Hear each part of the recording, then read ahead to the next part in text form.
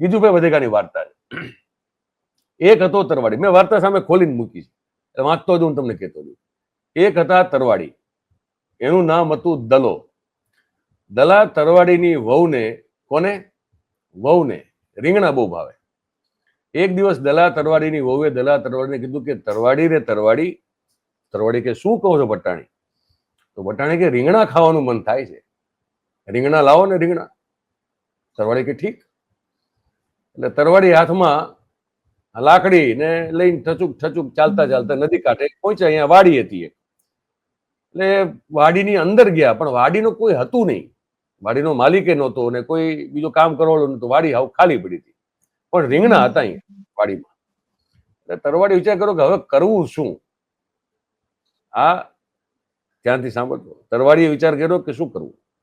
અહીંયા વાડીનો ધણીએ નથી અને કોઈ માણસ નથી, તો રીંગણા કોની પાસેથી લેવા?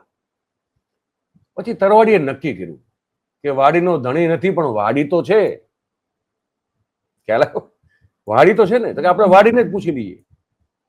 એટલે દલા તરવાડીએ પૂછ્યું કે હે વાડી રે વાડી ભાઈ વાડી. અને પછી વાડી વતી દલા તરવાડીએ પોતે જ જવાબ આપ્યો કે શું કહો છો દલા તરવાડી? તો દલા તરવાડી કહે કે રીંગણા લઉં 2-4. વાડીને પૂછ્યું. વાડી કેવી રીતે બોલે બચારી? એટલે વાડી વતી દલા તરવાડીએ પાછો જવાબ આવ્યો કે અરે 2-4 શું, રીંગણા લો ને 10-12.